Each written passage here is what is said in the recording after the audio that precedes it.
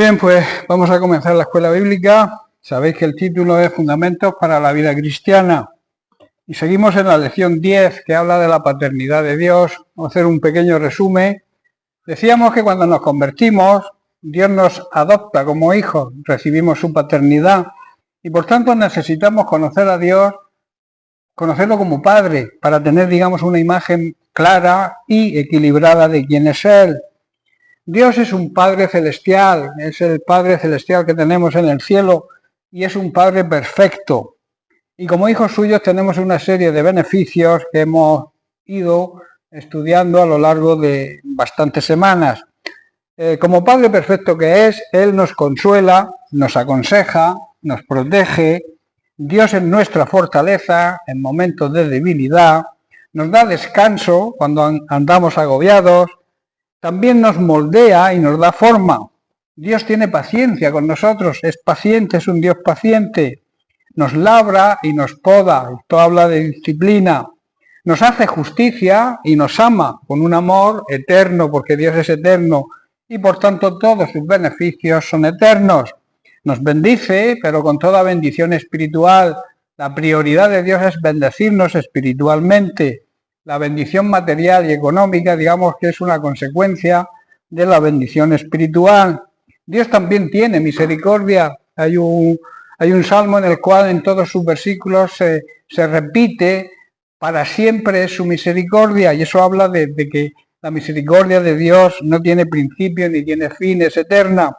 Dios, nuestro Padre Celestial, también se compadece de nosotros, de las miserias del ser humano. Nuestro Padre Celestial también, uno de sus atributos, una de sus cualidades esenciales es la fidelidad. Dios es fiel, aunque nosotros no lo seamos.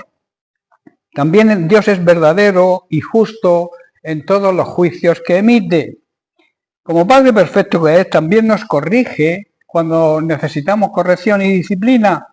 Y la Biblia enseña que no debemos tomar a la ligera la disciplina del Señor. Tampoco darnos por vencidos y arrojar la toalla porque alguien la autoridad que Dios ha puesto o Dios mismo a través de su palabra nos discipline. No debemos desalentarnos nunca cuando Dios nos corrija, porque el Señor disciplina como buen padre que es a los que ama y corrige a todo el que recibe como hijo. Por eso la disciplina de Dios es una de las grandes pruebas de su amor. También estudiamos que Dios es un Dios imparcial, que no tiene favoritos. Debemos recordar que nuestro Padre Celestial, a quien le oramos, le pedimos por nuestra necesidad, Él no tiene favoritos.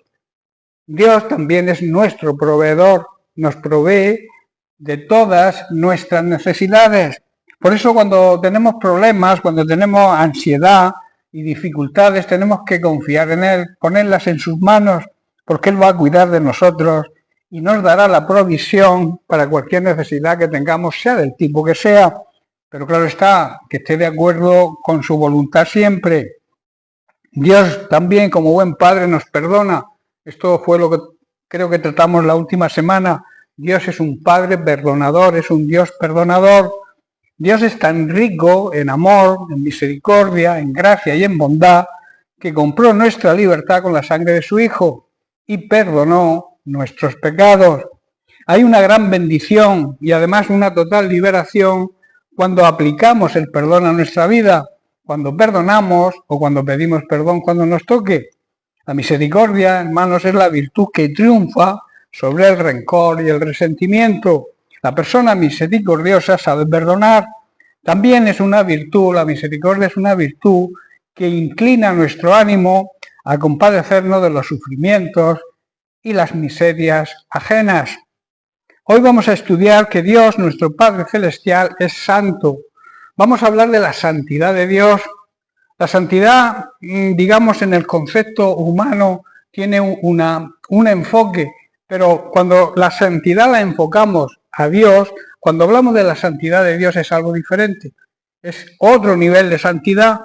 En Apocalipsis capítulo 16, verso 5, dice así, el apóstol Juan dice: y oí al ángel de las aguas que decía: justo eres tú, oh Señor, el que eres y que eras el santo, porque has juzgado estas cosas. Luego vemos que se repiten dos veces, una en el Antiguo Testamento y otra en el Nuevo, la palabra santo, santo, santo, 3 veces. ¿Qué significa que Dios es 3 veces santo? Es lo que vamos a analizar hoy. La frase, como he dicho, santo, santo, santo, aparece primero en Isaías, en el capítulo 6, versículo 3, que dice así: y el uno al otro, se refiere a los serafines, daban voces diciendo: santo, santo, santo, el Señor de los ejércitos, toda la tierra está llena de su gloria. La otra aparece en el libro de Apocalipsis, capítulo 4, verso 8, dice: y los 4 seres vivientes, los textos que describen a estas criaturas no señalan que sean criaturas figurativas, sino que son reales, son auténticos, son seres. Los 4 seres vivientes, literalmente seres, un ser es algo que tiene independencia, y son una categoría de ángeles o querubines especiales, 4 seres vivientes. Esto queda claro por la proximidad que tienen al trono de Dios. Se supone que están en constante movimiento alrededor del trono y adorando a Dios. Esa es su misión, la misión de los 4 seres vivientes. Dice: y no cesaban día y noche de decir: santo, santo, santo es el Señor Dios Todopoderoso, el que era, el que es y el que ha de venir. Las 2 veces la frase es expresada, digamos, por criaturas celestiales, y en ambas ocasiones ocurre en la visión de unos hombres, a unos siervos de Dios, que fueron transportados hasta la presencia y el trono de Dios, y Dios les hizo ver, primero a Isaías y luego al apóstol Juan. Es muy importante entender lo que significa exactamente la santidad de Dios. La santidad de Dios es uno de sus atributos más difíciles de explicar que el resto de los atributos de Dios. Este es un atributo, es uno de sus atributos que por naturaleza y por esencia no es compartido con los seres humanos. Hemos sido creados, eso sí, la Biblia lo dice en Génesis, a imagen y semejanza de Dios, y compartimos muchos de sus atributos. Claro está, en una escala menor que Él: el amor, la bondad, la tendencia a hacer el bien, la misericordia, la fidelidad, entre otros. Son atributos de Dios, pero que nosotros podemos compartirlos. Pero Dios posee ciertos atributos que nunca serán compartidos por los seres creados por Él. Por ejemplo, la omnipresencia. Dios está en todo lugar y en cada momento. Eso nosotros no podemos compartirlo. Tampoco tenemos omnisciencia. Tampoco lo sabemos todo, ¿verdad? Pero Dios sí lo sabe. La misericordia. La omnipotencia. O sea, Él es todopoderoso. Y la santidad en la escala divina, no en la escala humana, que luego lo explicaré. En Hebreos capítulo 12, verso 14, dice el autor de Hebreos, dice: seguid la paz con todos y la santidad, sin la cual nadie verá al Señor. Esto quiere decir que debemos esforzarnos por vivir en paz con todos, en la manera de lo posible, en lo que esté en nuestra mano, nunca tener enfrentamientos con nadie, y procurar, eso sí, llevar una vida santa en la escala, digamos, humana, que cuando el escritor de Hebreos dice sin santidad, sin la cual nadie verá al Señor, ese tipo de santidad es la que demostró Jesucristo hecho hombre, como ser humano. Por eso nosotros a la escala de hombre de Jesús podemos vivir también en esa santidad, pero nunca en la santidad en escala superior sobre Dios. No sé si entendéis. Jesucristo, hombre, fue santo y nosotros debemos imitarle. Y si debemos imitarle, tenemos que ser santos de la misma manera que Él fue santo. Pero nunca podemos llegar a la santidad de Dios divina. La santidad de Dios, por tanto, en la máxima escala, es lo que de alguna manera nos separa, marca la diferencia a todos los demás seres humanos con Él. Lo que hace que Él esté separado y sea distinto de todos los seres humanos. La santidad de Dios es más que solo su perfección o pureza sin pecado, es la esencia de su condición que nos diferencia con Él. La santidad de Dios personifica el misterio de su grandeza y su majestuosidad y nos hace mirarlo con asombro y nos hace también sentirnos orgullosos de Él y comenzamos a comprender solo un poquito de su majestad, de su grandeza, de su superioridad y su autoridad sobre todos. Isaías fue testigo presencial de la santidad de Dios en su visión que hemos descrito en el pasaje que hemos leído. Aunque Isaías era un profeta de Dios, era un hombre justo y temeroso de Dios, su reacción ante la visión de la santidad de Dios fue sentir su propia maldad y la desesperación por ver que la santidad de su propia vida dejaba que desear. ¿Estáis entendiendo? Al compararla con la de Dios. Lo vemos en el capítulo 6 de Isaías, verso 5, vemos esa actitud. Dice, entonces dije, dice el profeta, todo se ha acabado para mí, estoy condenado porque soy un pecador. Y era un hombre justo, era un buen hombre, era una persona honrada, justa, temerosa de Dios, pero él se reconocía, soy un pecador, tengo labios impuros y vivo en medio de un pueblo de labios impuros. Sin embargo, he visto al Rey. He visto al Señor de los ejércitos celestiales. Dios se mostró a él, le mostró la esencia de su santidad y ante esa visión él se sintió pecador. ¿Estáis comprendiendo la diferencia que hay entre la santidad divina y la santidad humana? Las diferentes, todo es santidad, pero hay diferentes escalas. Al compararnos con el Señor, nosotros también dejamos mucho que desear, ¿verdad? Aún los ángeles, que son espíritus ministradores al servicio de Dios, en la presencia de Dios clamaban, Santo, Santo, Santo, Dios de los ejércitos. Y vemos, si analizamos la Escritura, que cubrían sus rostros y sus pies. El cubrir el rostro y los pies demuestra la reverencia, la admiración y el respeto que inspira la presencia y la santidad de Dios. También los serafines, que eran otra jerarquía de ángeles, que estaban dedicados solo a alabar y a adorar a Dios, también dice la Biblia que estaban cubiertos, como si trataran de ocultarse en reconocimiento de su indignidad ante la presencia y la santidad de Dios, 3 veces santo. Y si los puros y santos ángeles y los serafines demuestran esa reverencia, esa admiración y ese respeto en la presencia de Dios, ¿cuánto más nosotros debemos reverenciar, admirar y respetar? Nosotros cuando miramos al Señor y vemos su santidad y nosotros somos seres contaminados, quizá por la influencia que tenemos de este mundo, que muchas veces sin darnos cuenta nos contaminamos cuando participamos de ciertas cosas que el mundo lleva y hace, sin mirar si le agrada a Dios o no. La reverencia mostrada a Dios por los ángeles y los serafines debe enseñarnos cómo debemos presentarnos ante su presencia. Y es que en realidad ocurre que a veces nos atrevemos, cuando llegamos de forma apresurada, irreverente e imprudente ante su presencia. ¿Cuántas veces lo hacemos? Lo hacemos porque no entendemos realmente lo que significa su santidad.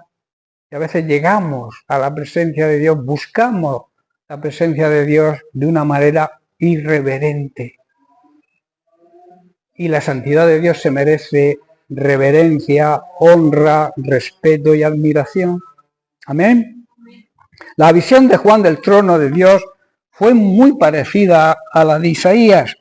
De nuevo nos encontramos con los seres vivientes alrededor del trono divino diciendo sin parar, Santo, Santo, Santo es el Señor Todopoderoso. Eso está en Apocalipsis, que hemos visto, capítulo 4, verso 8. En admiración, respeto y reverencia a Dios, que es 3 veces santo. El apóstol Juan, en su prisión en la isla de Patmos, sigue describiendo que estas criaturas celestiales dan gloria, honor y referencia a Dios continuamente, no hacen otra cosa, alrededor de su trono. Debemos observar que la reacción de Juan ante la visión de Dios y su majestad es diferente a la de Isaías. No vemos a Juan sintiendo su propia maldad, no vemos a Juan reconociendo que es un pecador, ¿verdad? Y cayendo en el miedo de su propio estado pecaminoso. Tal vez, yo pienso y podría asegurar, porque Juan ya se había encontrado con el Cristo resucitado, con el Cristo glorificado, había tenido un encuentro personal con él. Por eso en Apocalipsis capítulo 1, verso 1, vemos y leemos, dice, esta es una revelación de Jesucristo, la cual Dios le dio a Juan para mostrar a sus siervos los acontecimientos que debían suceder pronto. Él envió a un ángel a presentarle esta revelación a su siervo Juan. Jesucristo había puesto su mano sobre Juan y le había dicho que no debía temer. De la misma forma nosotros, hermanos, podemos acercarnos al trono de la gracia si tenemos la mano. Sabemos que la mano de Dios simboliza su poder. Si tenemos la mano de Cristo sobre nosotros, esto es una garantía y significa que hemos sido justificados mediante su sacrificio, muerte y resurrección. Cristo, cuando lo aceptamos y reconocemos como nuestro Señor y único Salvador, cambia nuestro pecado al cargar con Él en la cruz por su perdón y su salvación. Hace un cambio perfecto, ¿verdad? Un cambio que nos beneficia, o sea, nos quita el pecado y nos perdona y nos regala la salvación. Tremendo lo que Dios hace con nosotros, ¿verdad? Otra consideración es por qué la repetición de 3 veces santo. En la cultura judía, la repetición de un nombre o una expresión 3 veces era muy común y expresa una intensa confianza en su propia adoración. Muchos pasajes del Antiguo Testamento contienen expresiones de intensidad similares y se repiten hasta 3 veces. Cuando los ángeles alrededor del trono exclaman y expresan santo, santo, santo, están expresando con fuerza, con intensidad y con pasión la suprema santidad de Dios, esa característica esencial que expresa su asombrosa, su grandeza y su majestuosidad como parte de su esencia, de la esencia de Dios. También esta expresión, escuchar bien, habla de la naturaleza trina de Dios, las 3 personas de la Trinidad. Las 3 son santas, por eso se repite santo, santo es el Padre, santo es el Hijo y santo es el Espíritu Santo. Esto habla de las 3 personas de la Trinidad son santas, o lo que también la Biblia llama deidad, porque la palabra Trinidad no aparece, pero la palabra deidad y divinidad sí que significan lo mismo. Sino que resucitó Jesucristo al ser santo, dice que no vio corrupción. Jesucristo, en la escala digna de una vida de santidad según la escala humana, no vio corrupción en la tumba, sino que resucitaría para ser exaltado a la diestra de Dios el Padre. Si leemos en el libro de Hechos capítulo 13, vemos a Pablo en Antioquía, a partir del verso 32, dice, nosotros también os traemos las buenas nuevas de la promesa que fue hecha a los padres, pues Dios la ha cumplido a nosotros sus hijos, resucitando a Jesús, como también está escrito en el Salmo 2, mi hijo eres tú, yo te he engendrado hoy, y que lo levantó de entre los muertos para nunca más volver a corrupción. Y lo ha dicho así, os daré las misericordias y fieles promesas hechas a David, por lo cual dice también en otro salmo, no permitirás que tu santo vea corrupción, santo el Hijo. Hemos visto la santidad del Padre, ahora vemos la santidad del Hijo.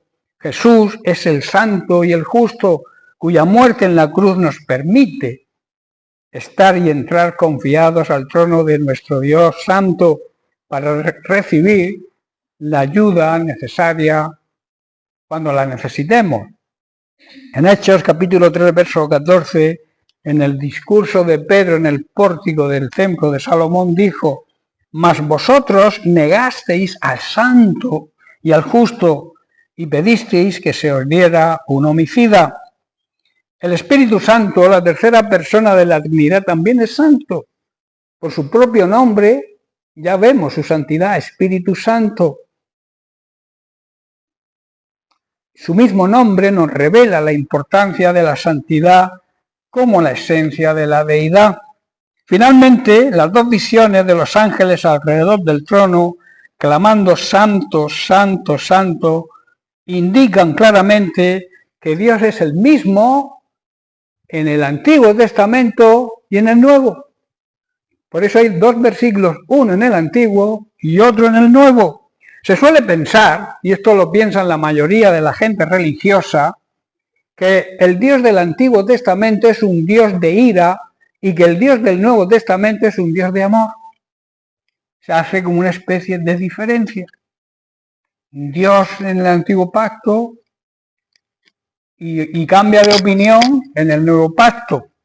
Pero el profeta Isaías y el apóstol Juan lo presentan de la misma manera, como un Dios santo, amoroso, misericordioso, majestuoso y bondadoso, un Dios que no cambia. Isaías lo reconoce y Juan también lo reconoce. En Malaquías capítulo 3, verso 6 leemos, porque yo, el Señor, no cambio. En Hebreos 13:8 dice, Jesucristo es el mismo ayer, hoy y por los siglos. Y el apóstol Santiago en su carta capítulo 1, verso 17 nos dice, toda buena dádiva y todo don perfecto desciende de lo alto, del Padre de las luces, en el cual no hay mudanza ni sombra de variación. Todo lo que es bueno, todo lo que es perfecto, desciende a nosotros de parte de Dios nuestro Padre, quien creó todas las estrellas de los cielos, y Él nunca cambia ni varía como una sombra en movimiento. Dios no cambia jamás su palabra. Dios nunca va a negar su palabra. Lo que dijo, dijo. Lo que dice, dice. Y lo que dirá, dirá. Y nunca cambiará. En Mateo capítulo 24, verso 35, este versículo se repite también en Marcos y en Lucas. Que quiere decir que cuando se repite un versículo exactamente igual, es de suma importancia y es una gran verdad. Jesús dice, el cielo y la tierra pasarán, pero mis palabras no pasarán. El cielo, el firmamento que vemos y la tierra que también vemos, dejará de existir, pero sus palabras, la palabra de Dios, va a permanecer para siempre, porque es eterna. La santidad de Dios, el Padre, la santidad de Dios, el Hijo, y la santidad de Dios el Padre son eternas, porque Dios, en su deidad, en su divinidad, en su Trinidad, es un Dios eterno. Amén. Bien, la siguiente característica de un buen Padre, que es Dios, es que Dios es amor. En 1 de Juan, capítulo 4, versículos 7 al 11, leemos lo siguiente. Dice, amados, amémonos unos a otros, porque el amor es de Dios. Todo aquel que ama es nacido de Dios, que quiere decir es hijo de Dios, y conoce a Dios, tiene una relación con Dios. El que no ama no ha conocido a Dios, no ha nacido de Dios, porque Dios es amor. En esto se mostró el amor de Dios para con nosotros, en que Dios envió a su Hijo unigénito al mundo para que vivamos por Él, para que recibiéramos salvación. Aquí la vida habla de la nueva vida en Cristo, esa vida plena y abundante, esa vida eterna que debemos empezar a disfrutar aquí. En esto consiste el amor, dice el versículo 10, no en que nosotros hayamos amado a Dios, sino en que Él nos amó a nosotros y envió a su Hijo en propiciación, en pago, en rescate por nuestros pecados. Amados, si Dios nos ha amado así, debemos también nosotros amarnos unos a otros. Debemos demostrar que somos hijos de Dios y que procedemos de su amor. Y puesto que Dios es amor, nosotros también tenemos que amarnos de la misma manera unos a otros. Debemos seguir amándonos unos a otros de la misma manera que Dios nos ama y que nosotros deberíamos amar a Dios. porque el amor viene de Dios. Si tenemos a Dios, debemos tener amor. Todo el que ama es un verdadero hijo de Dios y lo demuestra y conoce a Dios. ¿Sabéis por qué conoce a Dios? Porque el verdadero cristiano, el verdadero creyente, tiene relación diaria con Dios. Y al tener relación con una persona, tú la vas conociendo cada vez más. Si tú te acuerdas de Dios una vez al mes, si tú lees la Biblia una vez cada 15 días, tú no tienes relación con Dios, no vas a conocer a Dios plenamente como Él quiere manifestarse a nosotros y que le conozcamos. El conocimiento se adquiere con la relación y sobre todo con una relación de intimidad, una relación de calidad con Él. El tiempo que pasemos en la presencia de Dios, no lo hagamos irreverentemente, como hemos dicho antes, con prisas. Cuando nos acerquemos al trono de la gracia de Dios, aunque sean 5 minutos, busca la excelencia de esos 5 minutos y busca esa relación de intimidad con Dios. E irás conociendo cada vez más a Dios y su palabra, y eso te hará bien, te hará que las cosas te funcionen, que la vida te vaya mejor, porque vas a recibir sus consejos, que a veces no le escuchamos. Nos quiere hablar, pero no le escuchamos porque vamos tan estresados que no tenemos tiempo para que Dios nos dé una respuesta. Le pedimos, eso sí, no paramos de pedirle cosas. Pero ¿qué le damos nosotros a Él? La palabra de Dios dice, dad y recibiréis. Nosotros queremos recibir sin darle nada, sin entregarle ni siquiera 5 o 10 minutos diarios a estar en su presencia. Sí, me podréis decir, es que el trabajo, el ajetreo de la vida, no hay tiempo, no tenemos tiempo. El tiempo le pertenece a Dios. Y si tú buscas tiempo de calidad con Dios, Dios va a ensanchar ese tiempo. Paró el sol un día para que, no recuerdo si fue el rey Saúl, venciera a sus enemigos. Fue Josué, exactamente. Lo paró, ¿por qué no lo puede parar ahora? De la misma manera lo puede hacer. Y a veces nos excusamos, buscamos, digamos, la excusa de que no tenemos tiempo. Si el tiempo le pertenece a Él, es el Dios de los tiempos, el que maneja los tiempos. Busque esa relación con calidad con Él, sobre todo al principio de la mañana, dale las primicias al Señor. Antes de ponerte a hacer nada, busca su presencia y esas cosas que vas a hacer te van a ir bien y vas a tener tiempo para hacerlo todo. Por eso, hermanos, debemos tener esa relación con Dios. El que no ama, al no tener relación con Él, no le conoce. No conoce el amor de Dios, no experimenta el amor de Dios. Que hoy no nos va a dar tiempo, pero una de las características esenciales para conocer a Dios es experimentar su amor. Tener experiencias personales, no que nos cuenten, que a veces nos da gusto que nos cuenten que las personas han tenido experiencias con Dios. Debemos buscar nuestra propia experiencia con Dios. Dios nos mostró y nos sigue demostrando cuánto nos ama al enviar a su único Hijo al mundo para que tengamos vida eterna por medio de Él, por su sacrificio, su muerte y su gloriosa resurrección. En esto precisamente consiste el amor verdadero, no en que nosotros amemos a Dios o hayamos amado a Dios, sino que Él nos amó a nosotros y lo demostró enviando a su Hijo a una cruz para sustituirnos a nosotros, para quitar nuestro pecado que nos apartaba de Dios y así traer la reconciliación de nuevo con Dios. Por tanto, hermanos, ya que Dios nos amó tanto, sin ninguna duda nosotros también debemos amarnos los unos a los otros. Y esto a veces cuesta. La Biblia incluso dice que debemos amar a nuestros enemigos. A veces es difícil amar a los amigos. Imaginaos amar a los enemigos. Pero Jesús fue ejemplo, por eso es digno de imitar. Jesús es el ejemplo a seguir. Estaba crucificado entre dos malhechores. Le estaban quitando la vida.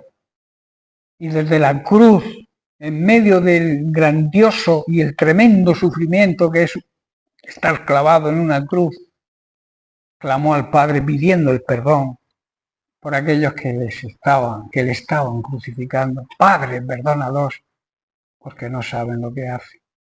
En esa situación no sé qué hubiéramos hecho nosotros, o qué hubiéramos pensado. Pero Él nos demostró su amor y cómo debemos amar. No amar a quien nos ama, porque eso es fácil. Debemos amar a aquellos que no nos caen bien, e incluso a aquellos que son nuestros enemigos. Por eso, como he dicho, debemos experimentar el amor de Dios. Experimentar el amor de Dios es recibir su ayuda cuando tenemos problemas, cuando estamos afligidos. En el Salmo 55, versículo 22, David declara lo siguiente: echa sobre el Señor tu carga, es decir, deposita tus cargas, tu aflicción sobre Él, y Él te sustentará, una gran promesa, y no dejará para siempre caído al justo. Cuando le entregamos nuestras cargas al Señor, Él cuida de nosotros y no permitirá que jamás tropecemos y caigamos. Justo es aquel que ha sido justificado por el sacrificio de Cristo y ha recibido a Jesucristo como Señor y Salvador, y por tanto lleva una vida cumpliendo totalmente la palabra de Dios. Es lo que nos exige Dios para declararnos justos, cumplir con todo lo que Él dice en su palabra. La tendencia de muchos creyentes en tiempo de aflicción, en tiempo de tristeza y de sufrimiento, en tiempo de prueba, es pedirle al Señor que le libre de ella. ¿Verdad? Pero lo que realmente debemos pedirle es su ayuda para superarla. ¿Estáis entendiendo? En Isaías capítulo 41, verso 10, Dios muestra su amor hacia nosotros con una gran promesa que no deberíamos olvidar nunca. Dice: no temas, porque yo estoy contigo. ¿Para qué está con nosotros? Para ayudarnos, para colaborar con nosotros. No desmayes, no pierdas el ánimo, no te desanimes, porque yo soy tu Dios, que te esfuerzo, que te doy las fuerzas necesarias. Siempre te ayudaré. Ese siempre significa en tiempos de bonanza y también en tiempos de ansiedad, de dificultad. Siempre te sustentaré. Siempre seré tu proveedor de todo lo que necesites. Con la diestra. Recordemos que la mano, la diestra de Dios, simboliza su poder y su justicia. La diestra de Dios simboliza el poder. La mano de Dios es poderosa y la utiliza para nuestra ayuda. Versículo 13. Porque yo, el Señor, soy tu Dios, quien te sostiene de tu mano derecha, te coge, te tiende la mano y te dice: no temas, yo te ayudo. No tengas miedo, aquí estoy yo para ayudarte, no para solucionar el problema con un clic de dedos, que es a veces lo que buscamos, lo que deseamos, que Dios saque la varita mágica y desaparezca el problema. Dios promete estar contigo en medio del problema para ayudarte a superarlo. Debemos entender el concepto de ayuda. Ayuda es prestar cooperación. Ayuda es unir fuerzas, crear una sinergia, que significa que dos fuerzas juntas tienen más poder que cada una por separado. ¿Estáis entendiendo? Dos personas unidas tienen más fuerza que cada una por separado. Obrar juntamente con otro u otros para la consecuencia de un fin común. Eso significa ese concepto de ayuda que uno solo quizás no pueda conseguir. También significa auxiliar, socorrer. Dicho de una forma coloquial, echarnos una mano, ¿verdad? Dios nos echa una mano, nos ayuda. En el Salmo 115, versículo 11, el salmista dice: los que teméis al Señor, confiad en el Señor. Él es vuestra ayuda y vuestro escudo. Nos echa una mano y nos defiende y nos protege. Todos los que temen, todos los que respetan, honran y obedecen al Señor, pueden confiar en el amor del Señor. Él es su ayudador y su escudo protector. El fuego de la aflicción y la prueba va a purificar nuestra fe. A veces es beneficioso que andemos en pruebas y en dificultades, porque eso va a purificar nuestra fe, de la misma manera que el fuego purifica el oro. Quita de nosotros toda impureza, nos limpia y nos hace puros. La aflicción y la prueba hace que lleguemos a conocer cómo somos realmente. Y también lleguemos a conocer a nosotros mismos, nuestras debilidades que a veces las escondemos, no queremos reconocerlas, pero en medio de la prueba y de la aflicción a veces tenemos que reconocer nuestra debilidad y depender de Dios, que eso significa ser humilde, porque a través de la aflicción y con fe llegaremos a tener grandes experiencias con Él y aprenderemos a confiar en Él. También nos daremos cuenta, aprenderemos a no ser orgullosos, a ser humildes, reconociendo nuestra debilidad y aceptando que dependemos del amor y de la misericordia y de la ayuda de Dios. Amén. Bien, pues lo vamos a dejar aquí, seguiremos la semana que viene. Vamos a seguir tratando el tema de que Dios nuestro Padre es amor, porque tiene otras, digamos, enfoques y otras características que no vamos a terminar hoy. Por eso lo vamos a dejar aquí y continuaremos la semana que viene. Que Dios les bendiga.